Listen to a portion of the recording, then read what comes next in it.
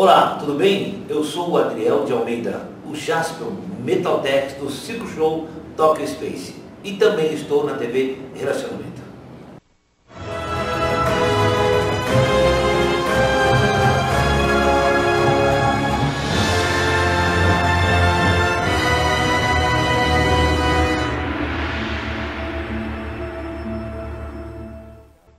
Olá, internautas, bom dia! Estamos ao vivo no programa Quadrinhos para Quadrados Redondos e temos aqui um trabalho maravilhoso, que eu mostro aqui esse pôster, que está dentro dessa revista aqui, ok? E nós vamos conversar então com esse grande artista, que é o Douglas Galindo. Galindo, muito obrigado pela tua presença aqui. Obrigado a você por ter me convidado. Galindo, conta um pouquinho sobre sua trajetória profissional. Eu queria que você mostrasse esse desenho aqui para a gente não esquecer aí. Veja bem, esse desenho é de uma época em que a gente fazia as coisas totalmente manuais, né? Foi feito com aerógrafo. Puxa para frente um pouquinho assim. Isso. Aí. Uma coisa que nós que hoje em dia parece que está voltando, que é justamente a fazer as coisas manualmente, né? É interessante porque aqui a gente tem toda uma história, né, que inclusive os detentores da Sony que não estavam gostando dos efeitos, que começaram a ser muito valorizados, o sombreamento, a valorização, então eles voltaram a fazer as coisas bem, quase que vetorialmente, né?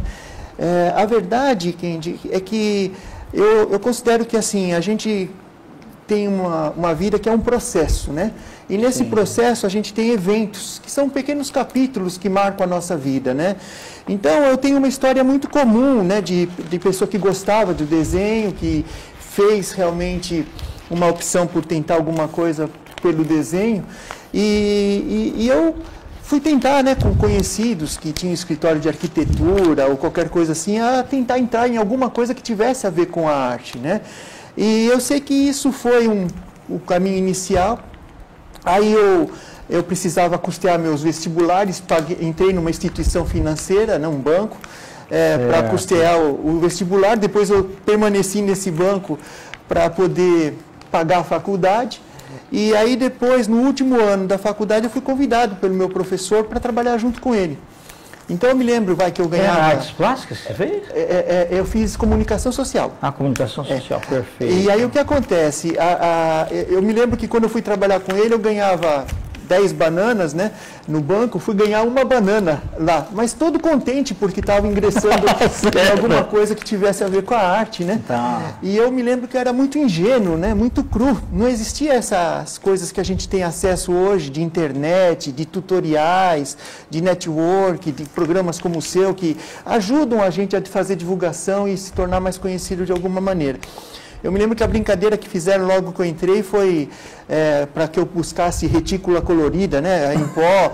Eu falei assim, puxa, mas onde eu vou arrumar isso, né? Então, são coisas que a gente fez. E é interessante eu falar dessa ingenuidade, porque logo em seguida eu fui convidado a fazer, como eu gostava, né, a fazer a história em quadrinho do Capitão 7. Mas antes você rascunhava em casa já? Quanto pedaço de papel que me aparecesse na mão, né? Eu me lembro que a gente desenhava bastante naqueles papéis que embrulhavam pão, e depois eu me lembro que a gente fazia isso também com embalagem, né? Embalagem de sucrilho, tudo a gente virava ela e desenhava lá, pintava lá, né? Era uma época de também dificuldade de recurso, de acesso a você ter informação de que pintar, como pintar. Mesmo na escola não havia assim nenhum tipo de formação de educação artística muito profunda, né? Nós não tínhamos muitas escolas no Brasil, né? Eu me lembro de cabeça da Protec e da Pan-Americana só. Então você veja, né? Era uma época que eu diria assim que é muito mais difícil do que hoje para quem quer se interessar a começar na área. Mas assim, o convite veio para desenhar uma história em quadrinho, né? E eu falei assim, eu não sabia mexer em nanquim, não sabia mexer em pena, nunca tinha feito nenhuma arte final, mas eu falei, eu não posso deixar passar essa oportunidade, né? E aí eu conto com a boa vontade, tanto da agência, como também do pessoal que era ligado ao Capitão 7, né? O Aires Campos, que era o detentor do Capitão 7, porque era o ator que fez o Capitão 7 na televisão, e ele ficou com os direitos desse personagem quando acabou a série. Ele foi muito generoso comigo. E eu até estava comentando com você antes, né, que eu conheci um verdadeiro super-herói, né, porque ele incorporou essa história de super-herói. Ele realmente se portava como um super-herói, era um super-herói, e ele teve realmente uma vida diferenciada, né. Eu só vou dizer algumas coisas, né, não sei quanto a gente pode falar sobre essa experiência, mas assim, ele era detentor dos direitos dos personagens da DC, porque ele fazia fantasias infantis quando acabou o programa. E aí o pessoal queria que ele mudasse o uniforme do Capitão 7 de azul para verde, para não competir com o Super-Homem. Entendi. E ele falou não, que o Capitão 7 era muito mais Super-Homem do que eu. E ele bateu o pé e tudo, e o pessoal acabou aceitando. Então era uma pessoa realmente diferenciada nas suas atitudes, né? E o programa era uma festa, né? Porque era uma época sem videotape, então aconteciam cenas assim muito inusitadas, né? Eu comentei até rapidamente com você que tinha uma vez ele ia combater os homens-formiga e fizeram um capacete com umas anteninhas, né? E as anteninhas de um enganchou na do outro e ao vivo eles não conseguiam tirar aquela anteninha, e aí o Capitão 7 não conseguia deixa para entrar, e aí eles tomaram uma decisão de saírem juntos de cena para poder tirarem as anteninhas uma da outra, né? E o Capitão 7 entra e fala, puxa, mas o que está acontecendo aqui? Não adianta fugir que eu vou atrás de vocês, e saiu correndo, e ficou o cenário sem ninguém, né? Era uma coisa muito divertida, né? Era uma época mais ingênua, né? Mais improvisada, muitas Era vezes, muito né? improvisado, muito improvisado. Eu contei, né,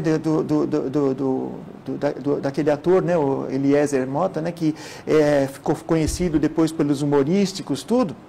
Ele era policial, né, e ele era musculoso, tudo, e era um mulato muito forte mesmo, e ele foi colocado para fazer uma cena com o Capitão 7, externa, e puseram uma tanguinha de onça nele, né? Isso no Morumbi, né? No Morumbi. Quando era mato no Morumbi, ali. era tudo mato. E aí ele ficou escondido no mato esperando a sua deixa para entrar, né? E algum vizinho viu e falou, o que é isso? Muito estranho, chamou a polícia, veio um monte de carro de polícia, parou a filmagem. Era muito divertido, né, nessas coisas. E ele era uma pessoa desprendida. Tanto é que a gente fez o Capitão 7, a Maio, que era a roteirista da televisão, ela me deu 2 roteiros para fazer, infelizmente eu só consegui fazer um. E eu tinha feito, na ocasião, um plano quinquenal, que era para, em 5 anos, fazer de novo o Capitão 7 ser conhecido. Porque hoje há uma parcela muito grande das pessoas que não conhecem essa história. Não conhece, né? Nem o pessoal da própria Record não sabe que o 7 era por causa do Canal 7. E era muito importante o Capitão 7. Ele tinha 92% de audiência na sua época. Ele, nas bancas de jornal, ele vendia mais gibi do que o Super-Homem. Então, veja bem, o plano quinquenal, naquela época, quando a gente fez a primeira revista, que foi na 80, por aí, ele previa até documentários que iriam entrar justamente naquele primeiro Super-Homem do Christopher Reeve. Entendi. Então, veja bem, quem curte o Christopher Reeve, quem curte o Super-Homem, ia curtir o Capitão 7. Lógico, concordo. E ia levantar ele através desse documentário, tiras de jornal. Era um plano ambicioso. Infelizmente, não deu certo. O Aires Campos morreu, acho mais difícil isso agora vingar, mas eu ainda torço para que o Capitão 7 se ressuscite. Tá bom. Eu queria ver aí alguns trabalhos que você trouxe, à vontade. Galindo. Vamos mostrar aqui, você vai explicando então, por favor. Esse eu coloquei porque foi um concurso que eu ganhei entre 250 mil que houve lá da Editora Abril. Eu ganhei uma moto, né? Ajudou no meu casamento. Opa, que e foi muito interessante porque ele foi um marco. A partir desse concurso, eu comecei a achar que eu podia... não era... eu achava desonroso, de certa forma, alguém me pagar para fazer uma coisa que eu gostava tanto. Então, a partir desse concurso, eu comecei a entender a coisa um pouco mais profissionalmente, né? Maravilha. Aí um pouco do Capitão 7, a produção de algumas páginas da época, né? Aí uma imagem mais atual do Capitão 7, eu vou disponibilizar ela depois no meu site, no meu blog. E aí são outras participações com personagens brasileiros, né? O Blank é um personagem que eu gosto muito, o Rod Gonzalez, é o criador, e ele me deu a oportunidade tanto de desenhar como de fazer algumas imagens dele. É um personagem da HQ independente do Brasil, né? Ok. Esse é o Supraion, que você mostrou aí uma imagem, né? Que é uma coisa que eu também tenho uma certa identificação. Aí faz parte de um projeto do um outro amigo, o Henry. São personagens brasileiros que também estão no esquecimento e que ele tenta fazer um projeto, mas eu não quero passar muita informação ainda, porque ainda está muito cru o projeto. Mas eu quis mostrar as imagens até para começar uma divulgação disso. São todos personagens brasileiros que estão um pouco esquecidos, né? Entendi.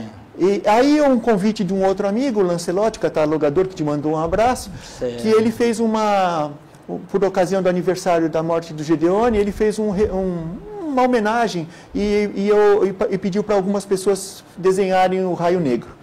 Perfeito. Aí é um outro trabalho, já com personagens, com história em quadrinho, mas aí a história em quadrinho para mim virou ou editorial ou publicidade. Então eu fiz alguns personagens, algumas para Correio, Danone, Embraer, empresas famosas. E aí a gente vai tentando sobreviver, né? Logotipos e outras coisas que a gente tem que fazer, né? Esse é o material para a Ambev, ele é um pouco em quadrinho, um pouco em imagem, storyboard, anúncios, banners, né? Aí é uma participação que eu tive, por 4 anos eu fiz a embalagem do McLanche Feliz, eu fazia toda a criação das atividades e tudo. Infelizmente, eles mudaram a política, agora a embalagem é só um vermelho e vem um brinquedinho dentro, né? Mas todas essas brincadeiras eram muito bem pensadas e picotadas, porque se você picota muito, né, depois você põe o lanche lá dentro, cai tudo, né? É verdade. Então a gente brincava muito com isso. Jogos, né? A gente tem uma participação muito ativa com jogos, tanto esse é o Jogo da Vida da Estrela, me parece que eles mudaram o tabuleiro, mas era uma época que eu ainda... Excelente, muita gente brincou com isso daí, então, meus filhos inclusive. Aí um material para Grow, personagens que a gente vai fazendo nos joguinhos. Aí eu enveredo pela também ilustração científica, médica, né, fazendo algumas coisas nesse nível. Essa imagem eu coloquei que é muito interessante, porque é a visão de um satélite. Então, vai se aproximando e acontece de chegar mais próximo. Veja bem que é muito complicado, porque isso tudo é desenhado. É verdade. Até eu contei com a ajuda da minha filha, que desenhou para mim no Illustrator a grande parte dele, e depois eu fui trabalhando em cima. Foi muito agradável trabalhar os dois. Aí, uma parte também das coisas que eu ando fazendo, aquele do lado inferior é a minha esposa, que faleceu há cerca de 1 ano. E a gente vai fazendo todas as artistas, né? A gente tem essa possibilidade, embora hoje a Raquel, minha filha, está fazendo um pouco mais na parte de administração. Está saindo bem também, porque ela é bastante capacitada. Caricaturas, né? Eu trouxe um apanhado geral, porque assim, nós não temos um estilo próprio. Eu não tenho estilo próprio. Então, a gente desenvolve alguma coisa para o serviço. Bacana. Eu sou de uma época que existia uma prancheta, você sentava nela e vinha um job do cliente pedindo uma coisa cada vez diferente da outra. E você tinha que resolver. Isso teve seu lado positivo, mas também teve um lado negativo, porque as pessoas hoje não sabem direito, não te reconhecem por um estilo, né? Mas a gente tem feito, isso é um material didático, envolve muita pesquisa, é tudo desenhado, é desenvolvido. Aí um material tanto para a indústria farmacêutica como de jogos pessoais. Então você vê que a gente vai tentando eu tentei mostrar um pouco do apanhado geral. Esse foi uma homenagem que eu fiz para você, trouxe para você de presente. Espero que você goste, embora você está mais bonito do que ali, né? E aí são os contatos que eu disponibilizo. Fique à vontade de entrar em contato comigo, tanto precisando de algum serviço, como querendo saber um pouco mais dessa história, querendo saber um pouco mais dessas coisas. Então, mas muito bom. Galinho, nós temos ainda alguns instantes aí, né? E peço depois para você até colocar teus contatos de novo, né? E Seus próximos trabalhos, eles são mais na área de publicidade.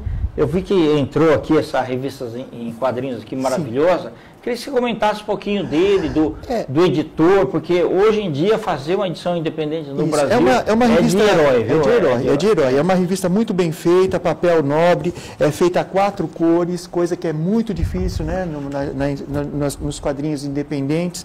É uma temática muito interessante porque ele fala de uma coisa um pouco sobrenatural, um pouco mística, um pouco divina, onde as pessoas, onde esse super-herói, que significa o mais alto, o mais elevado, né, Supra-eu, é enviado à Terra para ajudar e combater o mal. O seu criador é o Luiz Carlos Nunes. Vocês podem entrar em contato direto com ele pelo Face, só adicionar ele e entrar em contato direto. Ou então entre em contato comigo, que eu coloco em contato com vocês, e ele vai ter o maior prazer em fazer chegar até você a revista, ou se você também tem algum tipo de distribuição, fazer algum tipo de coisa para isso. Eu acredito que é muito bom. Quanto aos meus projetos, eu quero ver se eu volto ao quadrinho, quero ver se eu volto um pouco ao manual, se eu recupero um pouco dessa paixão por fazer, né? E se rapidinho você me permitir, eu estou que nem aquela águia. A águia chega um momento da vida dela que ela gasta o bico, gasta as garras, e aí ela tem uma opção: ou ela vai ficando cada vez mais velha, fraca, não consegue caçar e morre, ou ela sobe até o alto do maior monte e arranca a garra e tudo, e aí, regenerado, ela ganha uma nova etapa produtiva. E é um trabalho bastante penoso, viu? Porque dói muito. Dói muito, mas se você quer continuar produzindo, você tem que fazer isso. E é o que eu estou tentando fazer. Maravilha. E tua filha também está convidada para vir aqui, para ser entrevistada também. Obrigado. Maravilha. E eu, voltando lá ao que você falou do Capitão 7, sim, vamos bater um papo aí. Eu também queria fazer um resgate aí desse herói aí que foi desenhado por grandes desenhistas. É verdade, aí, é verdade. Né? Então, eu lembro de capas do Jaime Cortez, tem do Júlio Shimamoto. Exatamente, né? História realmente fantástica. Sim, sim. Tá bom, estou à sua disposição. Eu quero agradecer a oportunidade e dizer que, para qualquer coisa, mesmo que seja um bate-papo, mesmo que seja uma dica de desenho, eu estou disponível. Tá ótimo. Ô Galindo, eu vou agradecer novamente aqui pelo desenho e me fala o seguinte: desse trabalho aqui, que era da prancheta, sim, você guardou também bastante originais ou não? Infelizmente eu não tenho tantos, porque eles ficavam com o cliente. Ah, tá, ok. Né? Eu tenho alguma coisa. E naquela época não tinha nem scanner, nada, você tirava uma fotinha só? Sim, às vezes a foto não ficava boa, era em negativo, né? Você não tinha oportunidade de refazer porque você já tinha entregue o trabalho. Mas eu tenho alguma coisa assim lá, tenho um arquivo lá, porque são cerca de 30 e poucos anos, né, que a gente está nessa luta, né? Então eu tenho alguma coisa. Precisa fazer uma biografia aí sobre a tua vida. Tá bem. Mas já dá, pelo que você trouxe aqui de material, dá para ter uma boa ilustração já. Olha, eu estou à disposição. Qualquer coisa que você precisar, divulgar o Capitão 7, divulgar o HQ Nacional, fazer projetos de ressuscitar tudo isso, pode contar comigo. Tá ótimo. Galindo, muito obrigado pela tua presença, né? Eu vou mostrar aqui o desenho aqui original que me foi presenteado, tá? Muito obrigado. Né? E finalizamos então mais um programa Quadrinhos para Quadrados e Redondos. Um grande abraço e até a próxima.